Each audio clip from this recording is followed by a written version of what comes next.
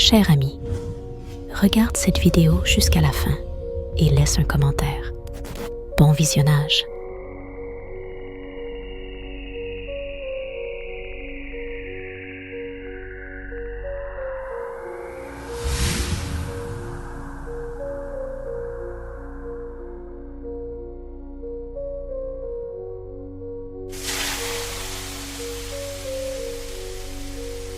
Le Vieux-Lyon est le cœur historique de la ville. Un quartier qui, selon beaucoup, renferme non seulement l'histoire, mais aussi des secrets.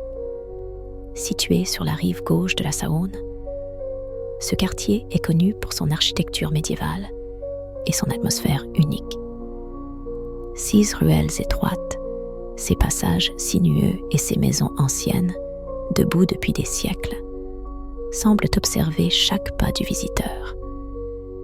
Les murs de pierre, témoins de tant de siècles, dissimulent dans leurs ombres des histoires qu'il vaut mieux ne pas révéler. Parmi ces bâtiments, la maison d'Agrippa d'Aubigné, construite à la fin du XVIe siècle, se distingue par son allure imposante. Cette maison, avec ses tours anguleuses et ses fenêtres sombres, inspire la crainte chez les habitants et les touristes. La maison a acquis une mauvaise réputation après qu'une série d'événements inexpliqués se soit produits au XIXe siècle. L'histoire raconte qu'Éléonore de Montferrier, une jeune comtesse, disparut dans des circonstances mystérieuses. On dit que son père, craignant pour l'honneur de sa famille, l'a enfermée dans une des chambres où elle est morte de faim et de désespoir. Depuis, son fantôme, dit-on, erre la nuit dans les couloirs sombres, et parfois des voix plaintives se font entendre à travers les fenêtres. L'histoire de la cathédrale Saint-Jean est tout aussi sombre. Érigée au XIIe siècle, cette cathédrale, avec son architecture gothique majestueuse et ses vitraux complexes, domine le quartier, rappelant la présence éternelle des forces supérieures. Cependant, au XVIe siècle, des rituels secrets ont été menés dans les cryptes de la cathédrale, liés à l'occultisme. Certains historiens affirment que ces rituels visaient à invoquer des forces obscures pour obtenir pouvoir et richesse. Les habitants du quartier prétendent encore qu'il est possible d'apercevoir d'étranges ombres et d'entendre des sons inquiétants, comme des chuchotements, aux alentours de la cathédrale. Jean Baudet était un alchimiste réputé de son temps, vivant à Lyon à la fin du XVIIe siècle. Son nom était entouré de nombreux mystères et rumeurs. On pense que Baudet a consacré sa vie à la recherche de la pierre philosophale et de l'élixir de l'immortalité. Il vivait dans l'une des maisons du Vieux-Lyon, près de la cathédrale Saint-Jean, et utilisait les passages souterrains du quartier pour mener ses expériences. Les habitants voyaient souvent une lumière étrange émaner des fenêtres de son laboratoire, situé dans la cave de sa maison. Des chiffons de soie qu'il utilisait pour filtrer ses élixirs pendaient comme des fantômes sombres. Et parfois, une odeur désagréable de soufre s'échappait sous les portes. On disait que Baudet avait conclu un pacte avec le diable pour réussir ses expériences. Peu de temps après que ces rumeurs se soient répandues en ville, Baudet disparut. Son laboratoire fut scellé et il fut oublié pendant de nombreuses années.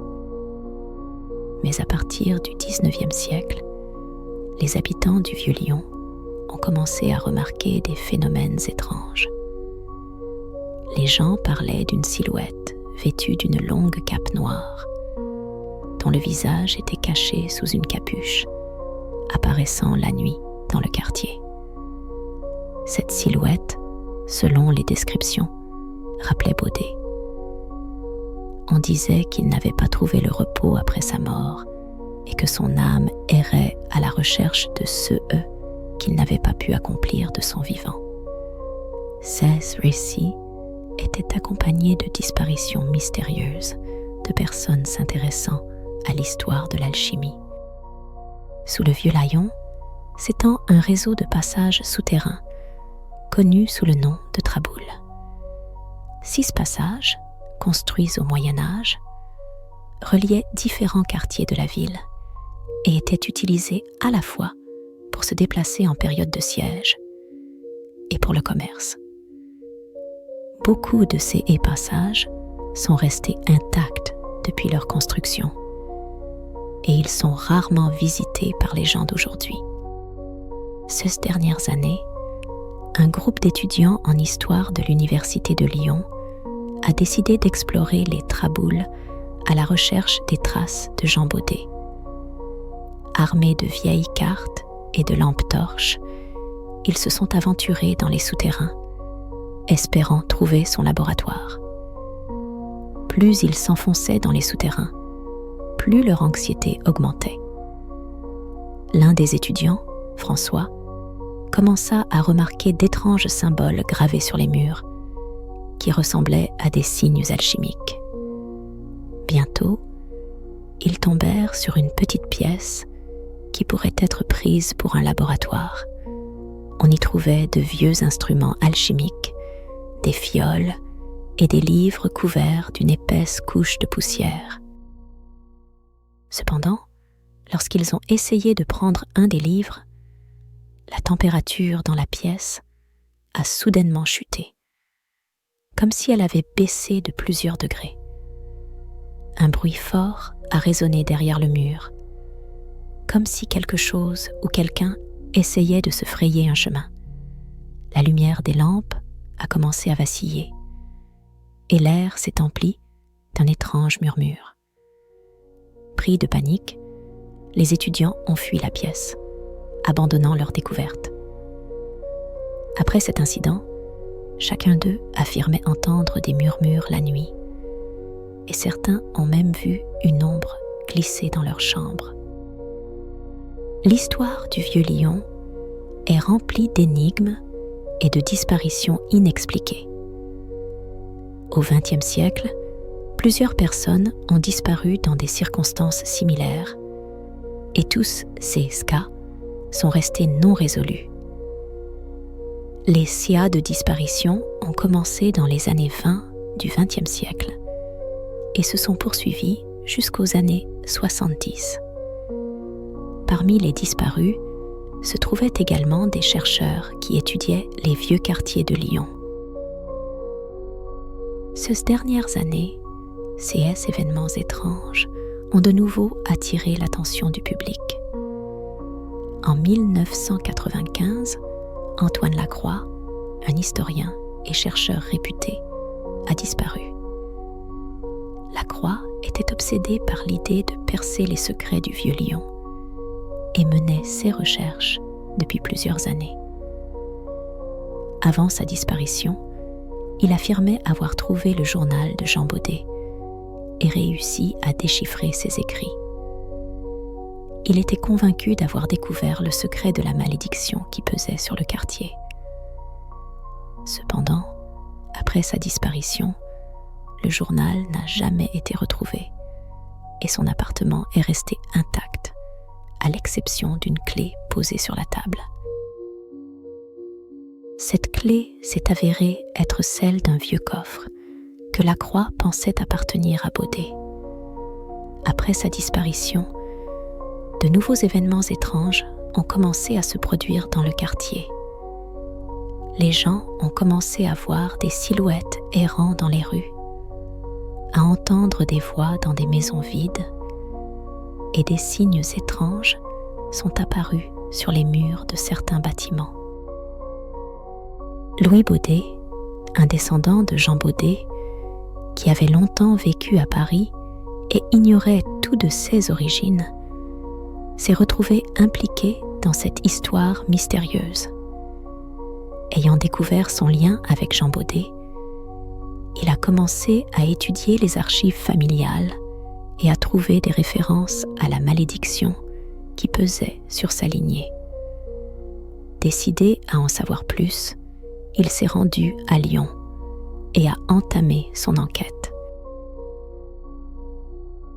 En sa possession se trouvait cette même clé trouvée dans l'appartement de Lacroix.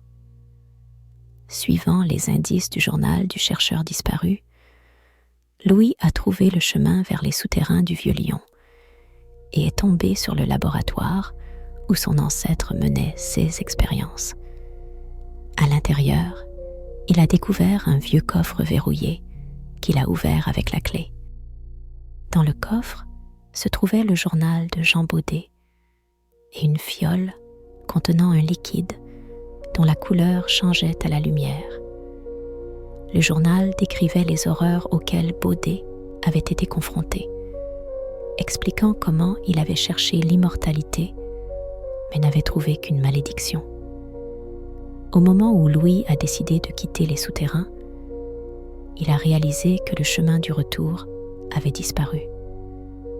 Les ombres autour de lui ont commencé à se resserrer et il a entendu une voix murmurer son nom. La malédiction qui avait poursuivi sa famille pendant des siècles l'avait enfin rattrapé. Louis est devenu prisonnier de son héritage et le Vieux-Lyon est devenu son dernier refuge.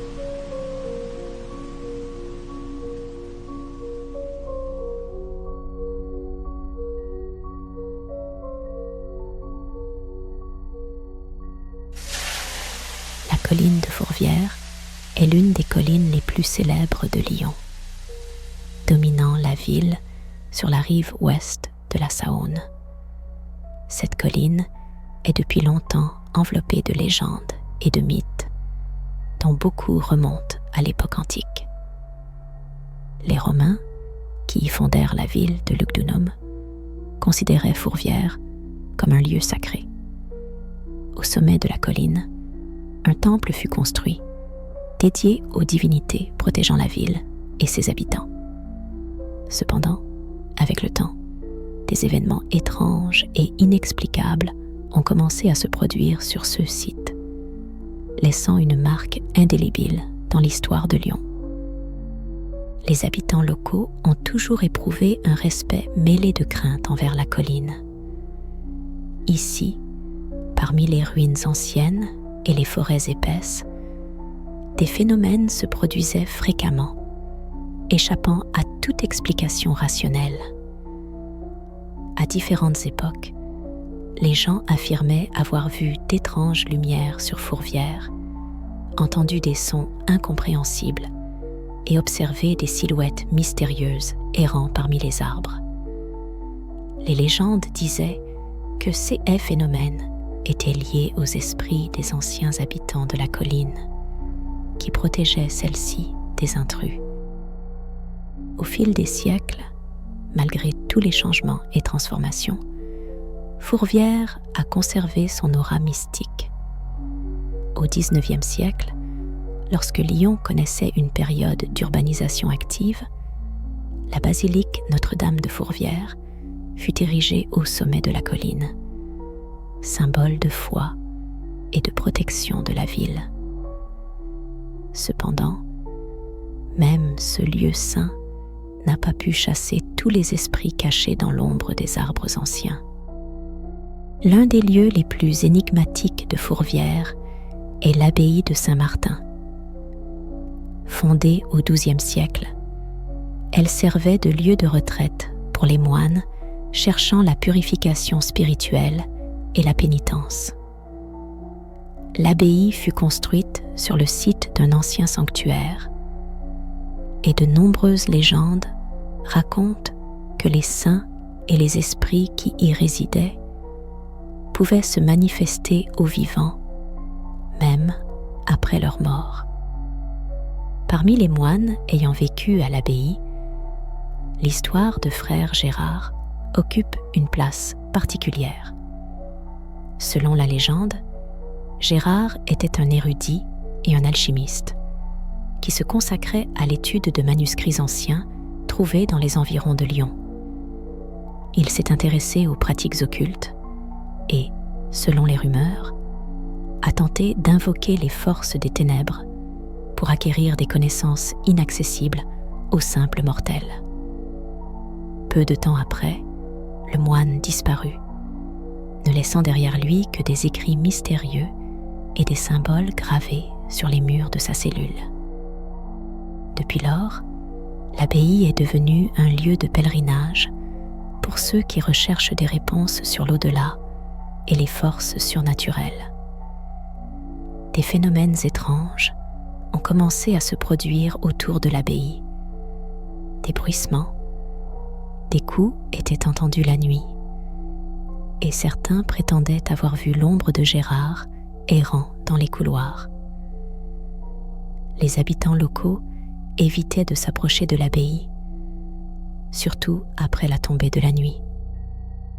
Au début du XXIe siècle, un groupe d'archéologues de l'Université de Lyon a entrepris des fouilles sur Fourvière, dans le but de retrouver les vestiges d'un ancien temple romain qui, selon la légende, aurait été détruit lors des invasions barbares. L'expédition était dirigée par le professeur Laurent Duval, un spécialiste renommé de l'histoire antique.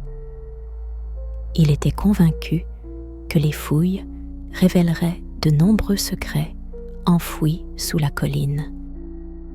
Cependant, dès le début, l'expédition fut confrontée à des problèmes inexplicables.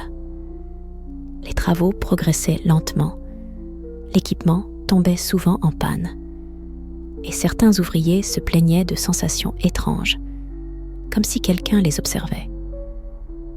Bientôt, les archéologues découvrirent à quelques mètres de profondeur les vestiges d'anciennes constructions et des objets inhabituels, des statuettes, des amulettes et des tablettes ornées de symboles incompréhensibles. La découverte la plus surprenante fut celle d'une chambre souterraine dont les murs étaient couverts d'inscriptions anciennes. L'un des membres de l'équipe, Laurent Guillaume, expert en langues anciennes, tenta de déchiffrer les textes. Il en conclut que ces inscriptions contenaient des incantations destinées à protéger la colline contre les intrus et les perturbateurs. Dès lors, des phénomènes étranges commencèrent à se produire dans le camp des archéologues. La température chuta brusquement, des bruits inexplicables furent entendus, et certains ouvriers commencèrent à avoir d'étranges visions. L'un des artefacts découverts lors des fouilles suscita un intérêt particulier chez le professeur Duval. Il s'agissait d'un ancien amulette fabriquée dans un matériau inconnu, recouverte de symboles mystérieux. Au départ, l'amulette semblait être un simple objet, mais le professeur remarqua bientôt qu'elle possédait des propriétés étranges. Parfois, l'amulette émettait une lueur dans l'obscurité, produisait de faibles sons, et ceux qui la touchaient se plaignaient de vertiges et de rêves étranges. Le professeur Duval décida de garder l'amulette pour l'étudier plus en détail. Cependant, il commença rapidement à remarquer des changements dans son comportement et son état. Il était tourmenté par des cauchemars dans lesquels il voyait des figures en vêtements sombres, entourées de flammes. Il commença à apercevoir des ombres glissant sur les murs de sa maison et à entendre des bruits étranges provenant du sous-sol. Chaque fois qu'il touchait l'amulette, il ressentait un froid intense et une inquiétude inexplicable. Bientôt, les collègues du professeur remarquèrent qu'il devenait de plus en plus renfermé et irritable. Il évitait les contacts sociaux, passait de plus en plus de temps seul, absorbé dans l'étude de l'amulette. Finalement, Duval décida que l'artefact devait être détruit, mais toutes ses tentatives échouèrent. L'amulette semblait avoir une volonté propre, refusant d'être détruite. le professeur Duval comprit que l'amulette portait en elle une malédiction qui l'avait libérée involontairement en troublant le repos des anciens esprits. Il décida de la ramener sur le site des fouilles, espérant ainsi se débarrasser du mal qui s'était abattu sur lui et son équipe.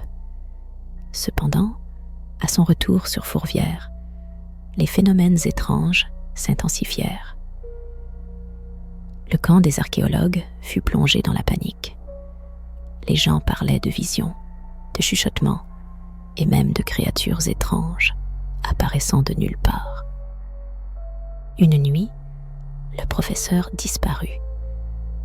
6 collègues ne retrouvèrent que ses notes où il décrivait ses dernières expériences et ses peurs. Dans ses écrits, il évoquait la sensation que son âme quittait son corps et que ceux qui avaient gardé la colline pendant des siècles venaient le chercher. Le professeur ne fut jamais retrouvé et l'amulette disparut avec lui. Après cet incident, les fouilles furent suspendues et la colline de Fourvière fut à nouveau entourée d'une aura de mystère. On dit que les esprits des anciens habitants protègent encore cet endroit, ne permettant à personne de troubler leur repos. Et la basilique, Notre-Dame de Fourvière, qui domine la colline, est devenue un lieu où les gens prient non seulement pour la protection de la ville, mais aussi pour ceux qui ont osé déranger les forces anciennes.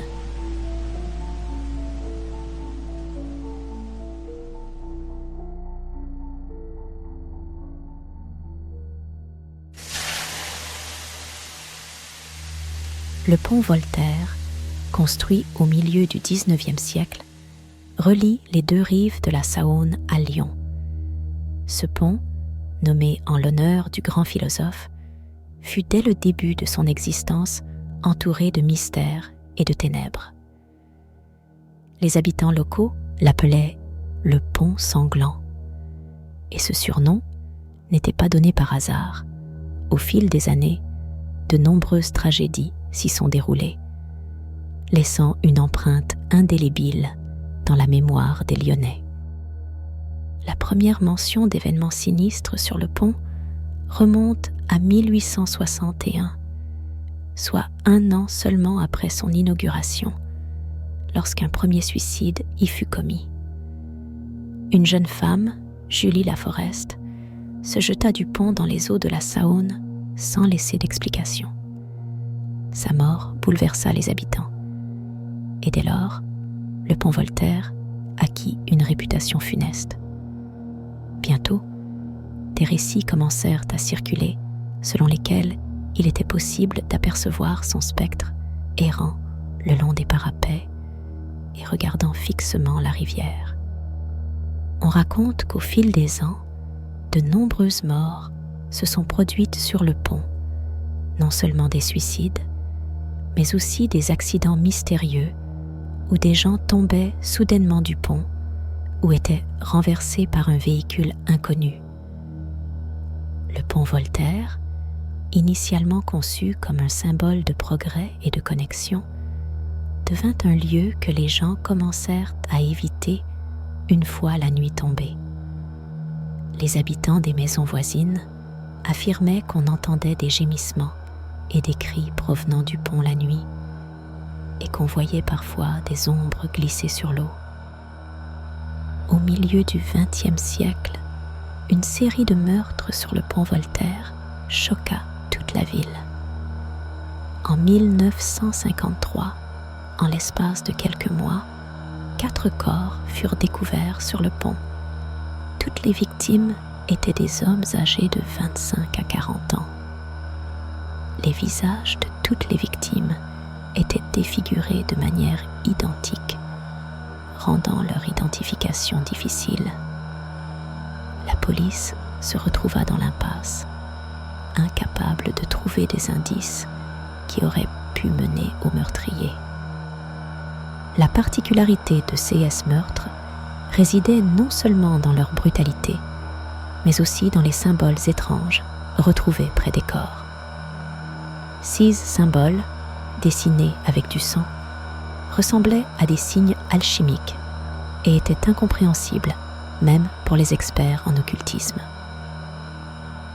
Des rumeurs commencèrent à se répandre selon lesquelles C.S. Crimes n'était pas l'œuvre d'un simple maniaque, mais d'une personne liée à la magie noire ou à un ancien culte. L'histoire de ces meurtres provoqua une véritable terreur parmi les habitants de Lyon. Les journaux titraient sur le pont sanglant et les gens préféraient l'éviter, même en plein jour. La police renforça les patrouilles dans la région, mais le meurtrier ne fut jamais retrouvé. L'affaire resta non résolue et le pont Voltaire acquit une réputation encore plus sinistre. Au début du XXIe siècle, l'intérêt pour les mystérieux meurtres sur le pont Voltaire ressurgit. Un journaliste du nom de Pierre Gauthier, travaillant pour un journal local, décida de mener sa propre enquête.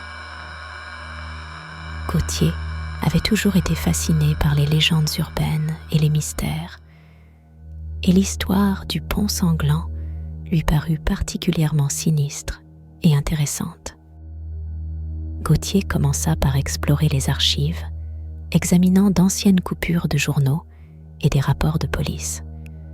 Il découvrit que toutes les victimes des meurtres sur le pont Voltaire étaient liées à une seule et même famille, la famille de Montclair, une riche et influente dynastie qui possédait au XIXe siècle de vastes domaines à Lyon. Cette découverte surprit Gauthier et il décida d'approfondir ses recherches. Il apprit que la famille de Montclair avait ses propres secrets sombres. Il s'avéra que les ancêtres de la famille étaient liés à l'alchimie et aux sciences occultes. À la fin du XIXe siècle, l'un des membres de la famille, Victor de Montclair, fut accusé de mener des rituels visant à invoquer des esprits. Selon les rumeurs, il cherchait à obtenir l'immortalité. Mais au lieu de cela, il attira une malédiction sur sa famille. Par la suite, de nombreux descendants moururent dans des circonstances étranges, et certains disparurent sans laisser de traces. Gauthier poursuivit son enquête, et plus il en apprenait, plus il était convaincu que le pont Voltaire était lié à la malédiction de la famille de Montclair.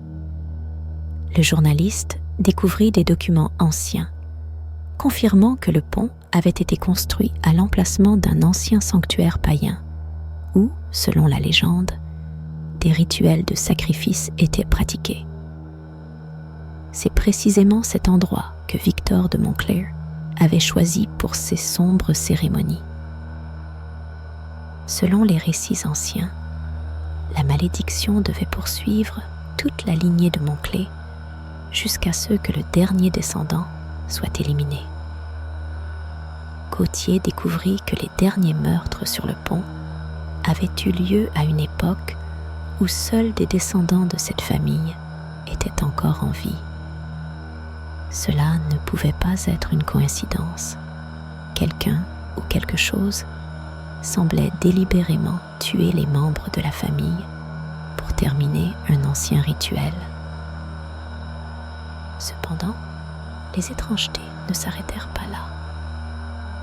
Gauthier commença à remarquer qu'il était suivi et soupçonna que son enquête dérangeait quelqu'un. Il reçut des menaces, mais cela ne fit que renforcer sa détermination à aller jusqu'au bout. Bientôt, il apprit que le dernier descendant de la famille de Montclair, nommé Arthur, vivait encore à Lyon. Le journaliste décida de le trouver et de le prévenir du danger qui le menaçait. Pierre Gauthier retrouva Arthur de Montclair, qui était le dernier représentant vivant de sa lignée. Arthur, un homme âgé, vivait depuis longtemps dans la solitude et ne se liait que rarement avec d'autres personnes. Gauthier lui parla de son enquête et de la malédiction qui apparemment poursuivait sa famille. À la surprise de Gauthier, Arthur ne fut pas choqué. Il avoua qu'il était au courant de la malédiction depuis longtemps et qu'il pensait que ses jours étaient comptés. Arthur raconta à Gauthier l'histoire de son arrière-grand-père, Victor de Montclé, qui avait autrefois effectué un rituel visant à garantir à sa famille une richesse et une influence éternelle. Mais au lieu de cela, le rituel entraîna une malédiction, condamnant tous ses descendants à une mort violente. Arthur savait qu'il était le dernier de sa lignée et que la malédiction devait se terminer avec lui. Malgré tous les avertissements, Arthur refusa de quitter Lyon. Il estimait qu'il devait accepter son destin et ainsi mettre fin à la malédiction. Quelques jours après leur conversation, Pierre Gauthier apprit qu'Arthur avait été retrouvé mort sur le pont Voltaire, avec les mêmes symboles étranges dessinés avec du sang près de son corps. Cet événement bouleversa Gauthier. Il réalisa que la malédiction avait peut-être maintenant pris possession de lui, car il avait dévoilé un secret qui aurait dû rester dans l'oubli. Le journaliste commença à remarquer des phénomènes étranges dans sa vie. Il avait l'impression d'être suivi par des ombres et il entendait des voix dans le vide. L'histoire du pont Voltaire, qu'il avait tant cherché à élucider, s'était transformée en une énigme insoluble pour lui. Ainsi, le pont Voltaire est à nouveau enveloppé dans les ténèbres et la légende du pont sanglant continue de vivre. On raconte que quiconque tentera de découvrir la vérité sur la malédiction de la famille de Montclair risque de devenir la prochaine victime. Et le fantôme d'Arthur, ainsi que ceux des autres victimes du pont, errent maintenant la nuit, rappelant aux vivants l'inéluctabilité de la malédiction.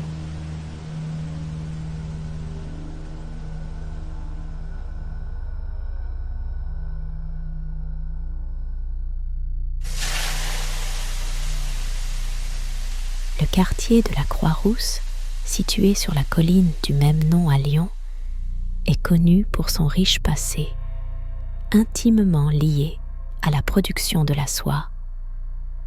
Au XVIIIe et XIXe siècle, cette région était le cœur de l'industrie de la soie et ses ruelles étroites et ses anciennes maisons portent encore l'empreinte de cette époque. Les ateliers où travaillaient les canuts, les maîtres du tissage de la soie, étaient une partie intégrante de ce quartier et leur travail a contribué à la prospérité de Lyon. Cependant, derrière le brillant des tissus et les artisans laborieux, se cachaient toujours des rumeurs d'événements mystiques se produisant dans certains ateliers. Les habitants locaux racontaient des histoires de bruits étranges provenant des vieux ateliers de tissage la nuit. On pouvait entendre le bruit des métiers à tisser en marche, des pas et même des voix étouffées dans des bâtiments abandonnés depuis des années. L'une des légendes les plus célèbres de la Croix-Rousse est celle du démon de la soie. Selon la légende, au début du XIXe siècle, un maître du nom d'Antoine Bouvier aurait conclu un pacte avec une créature mystérieuse pour atteindre une maîtrise incroyable dans l'art du tissage. 6 tissus sont devenus célèbres dans toute la France. Mais peu de temps après, Bouvier et plusieurs de ses apprentis sont morts dans des circonstances mystérieuses. L'atelier où ils travaillaient a été scellé. Et depuis lors, les habitants du quartier évitent cet endroit, le considérant comme maudit. La Croix-Rousse a toujours été connue pour ses ateliers de soie, mais l'un d'eux, appartenant à la famille Renoir, a acquis une réputation particulièrement sinistre. À la fin du XVIIIe siècle, cet atelier était l'un des plus grands de Lyon, mais il a ensuite été frappé par une série d'événements tragiques. D'abord, un apprenti du maître est mort, puis un autre. Et enfin, Jacques Renoir, le chef de famille, a été retrouvé mort dans son atelier. Toutes ces morts étaient accompagnées de phénomènes inexplicables. Les métiers à tisser commençaient à fonctionner seuls, et des gémissements et des chuchotements se faisaient entendre la nuit. Après la mort de Jacques Renoir, l'atelier a été abandonné. Les habitants évitaient même de s'approcher de cet endroit, craignant que la malédiction ne se transfère à eux. On disait que Jacques, désespéré après la perte de ses apprentis, avait tenté d'utiliser des rituels magiques pour les ramener à la vie. Mais il n'avait fait qu'attirer sur lui et son atelier un malheur. Peu de temps après, son nom est devenu associé à l'une des légendes les plus sombres de Lyon. Des années plus tard, au début du XXIe siècle, un jeune artiste nommé Guillaume Le Mans, passionné par l'histoire de Lyon, a décidé de louer l'ancien atelier de Renoir pour créer une série de peintures consacrées à l'héritage de la Croix-Rousse. Les habitants locaux l'ont mis en garde contre la malédiction, mais Guillaume ne croyait pas à ces légendes et était convaincu qu'il ne s'agissait que de fables. Dès les premiers jours de son séjour dans l'atelier, Guillaume a commencé à remarquer des choses étranges. La nuit, alors qu'il travaillait sur ses peintures, il entendait des bruits étranges, des chuchotements, des pas et même un murmure doux. Ces peintures semblaient prendre vie. Les images changeaient, les couleurs devenaient plus sombres et des figures apparaissaient sur les toiles qu'il n'avait jamais peintes. Guillaume ressentait une angoisse croissante, mais il essayait de l'ignorer, attribuant tout à la fatigue. Une nuit, alors qu'il travaillait tard, Guillaume a entendu un bruit fort venant de la cave de l'atelier. En descendant, il a découvert un vieux métier à tisser couvert de poussière. Mais à son horreur, il a vu que le métier se mettait à fonctionner tout seul. Terrifié, Guillaume s'est enfui de l'atelier, laissant tout son matériel et ses peintures derrière lui. Après la fuite de Guillaume Le Mans de l'atelier, ces récits des événements étranges ont attiré l'attention d'une journaliste locale nommée Maria Clermont, spécialisée dans les phénomènes paranormaux. Maria a décidé de mener sa propre enquête pour comprendre ce qui se passait réellement dans l'ancien atelier de Renoir. Maria a commencé par étudier les archives et a rapidement découvert de nombreux documents relatant des événements étranges qui s'étaient produits dans cette région.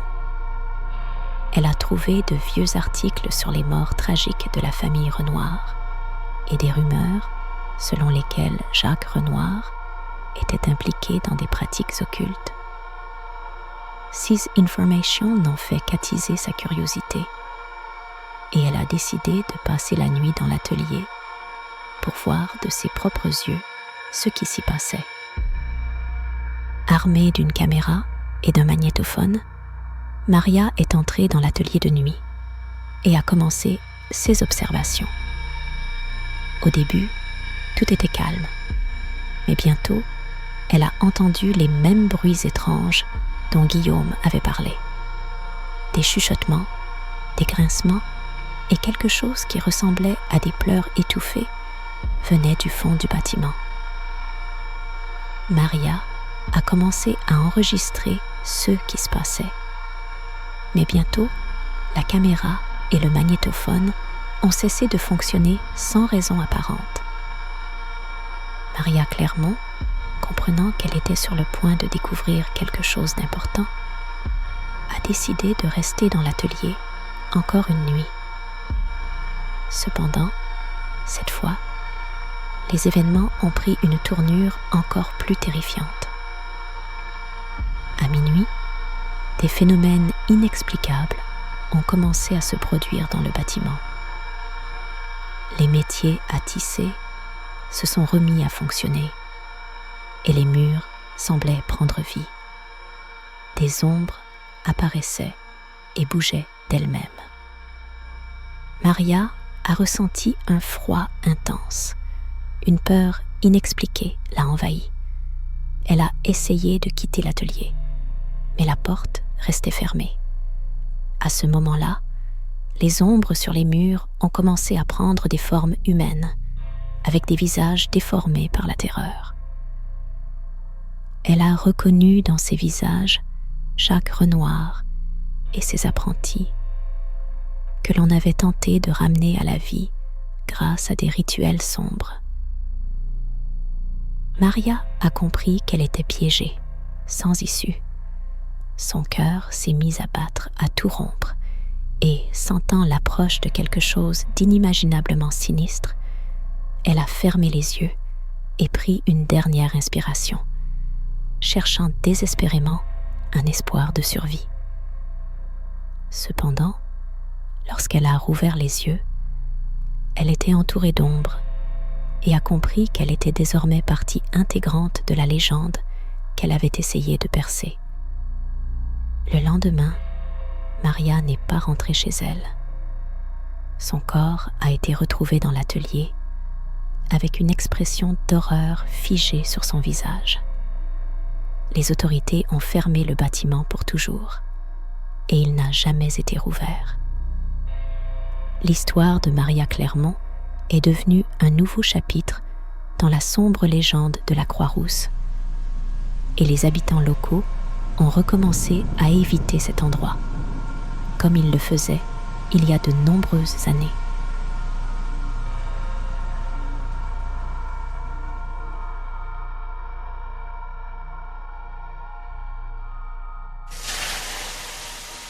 La rue Mercier, à Lyon, est l'une de ces 16 anciennes ruelles où le temps semble s'être arrêté. 16 ruelles étroites, pavées de pierre, ces hautes maisons aux portes de bois massif et aux fenêtres ornées de grilles en fer forgé créent une atmosphère mystérieuse. Au centre de cette rue se trouve un vieil hôtel, construit à la fin du XVIIIe siècle. Autrefois réputé pour accueillir les invités les plus riches et influents de la ville, il est maintenant connu sous le nom de l'Hôtel de l'Abîme. L'hôtel de la rue Mercier fut construit en 1798 sur commande d'un riche marchand, Jean-Philippe Dupont. À l'origine, il portait le nom de la Fleur de Lyon et était célèbre pour son luxe et son confort. Les intérieurs étaient ornés de tapisseries coûteuses. Les meubles étaient fabriqués sur commande par les meilleurs artisans. Et le vin était conservé dans les caves pendant des décennies. L'hôtel était populaire parmi l'élite. Artistes, écrivains et diplomates y séjournaient fréquemment. Cependant, au milieu du XIXe siècle, l'hôtel commença à perdre de son attrait. D'abord, des problèmes financiers frappèrent les propriétaires. Puis des événements étranges et inexplicables commencèrent à se produire dans les murs de l'hôtel. Les clients commencèrent à se plaindre de cauchemars si réalistes que certains se réveillaient en sueur froide, incapables de distinguer le rêve de la réalité. On disait que l'hôtel était hanté par des esprits, voire quelque chose de plus sinistre. Le premier à tirer la sonnette d'alarme fut Émile Laborde, un marchand de soie bien connu qui se rendait souvent à Lyon pour affaires. En 1866, il séjourna à l'hôtel La Fleur de Lyon pendant quelques nuits. Au début, il apprécia le confort et le service, mais dès la première nuit, il commença à faire des cauchemars. Dans ses rêves, il se voyait errant dans les rues désertes de Lyon. Mais la ville était différente, détruite et sombre, avec des figures brumeuses murmurant son nom. Chaque nuit, les cauchemars devenaient de plus en plus vifs et réels. Émile se réveillait avec le sentiment qu'il avait vécu quelque chose de terrifiant. La troisième nuit, il rêva d'être poursuivi par une entité informe, aussi noire que la nuit elle-même. Il courait à travers les rues, mais ne pouvait trouver de refuge, jusqu'à ce qu'il se réveille en criant.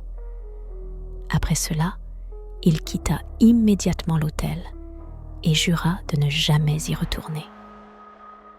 Laborde partagea son expérience avec des amis, et bientôt, les rumeurs sur les rêves étranges à la Fleur de Lyon se répandirent dans toute la ville. Beaucoup de clients, ayant entendu parler de cela, commencèrent à éviter l'hôtel, et ceux qui osaient y séjourner étaient souvent confrontés au même phénomène. Certains d'entre eux parlaient de voir leurs proches décédés, ou même des prémonitions de leur propre mort. 6 rêves étaient si vivants qu'après eux, on avait l'impression que l'âme du client avait quitté son corps pendant un moment. À la fin du XIXe siècle, en 1895, un écrivain célèbre, Jean-Paul Rivière, en proie à une crise créative, décida de séjourner à l'hôtel, espérant que l'atmosphère de l'ancien Lyon l'aiderait à retrouver l'inspiration. Il connaissait les rumeurs entourant la Fleur de Lyon et en était même intrigué. Dans ses lettres à ses amis, il écrivait qu'il espérait utiliser ces histoires comme base pour un nouveau roman.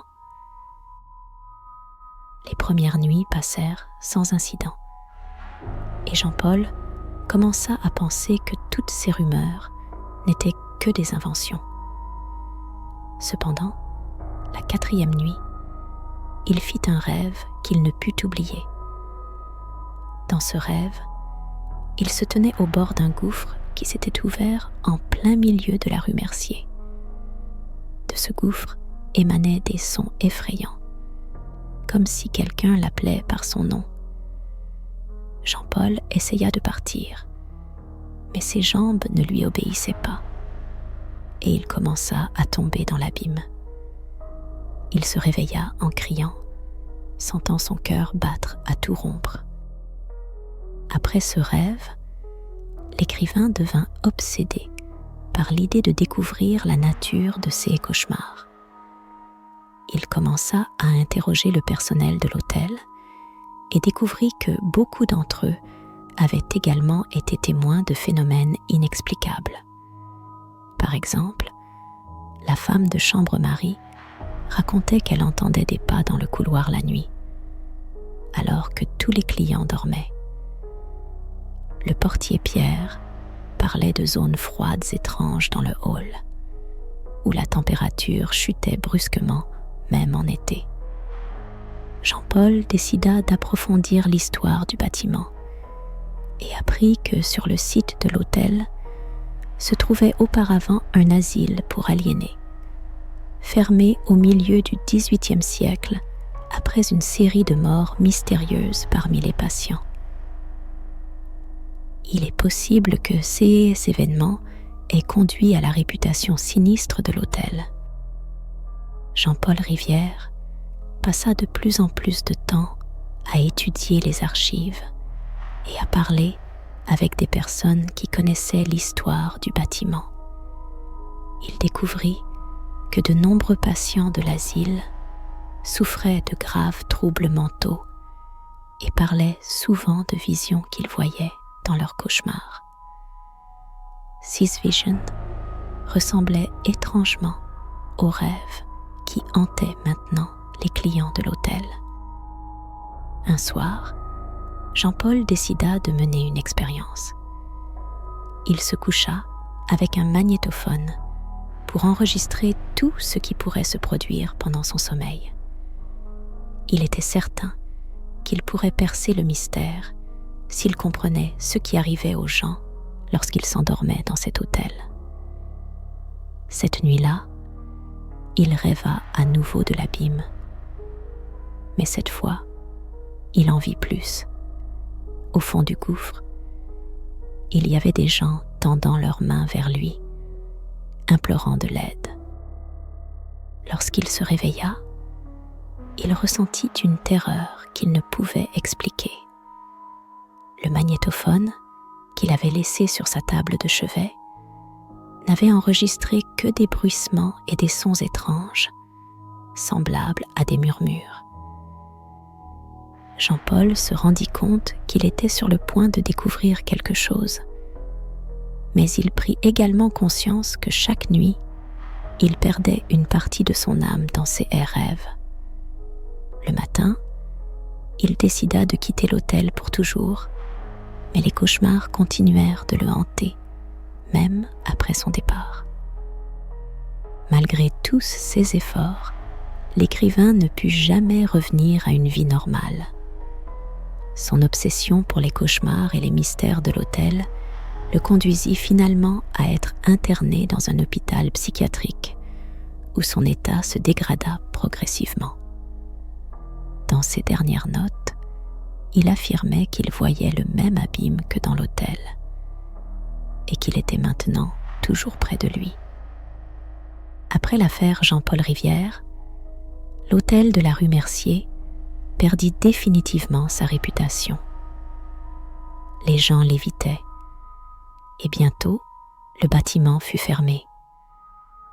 La légende de l'hôtel de l'abîme devint l'une des histoires les plus sombres de Lyon.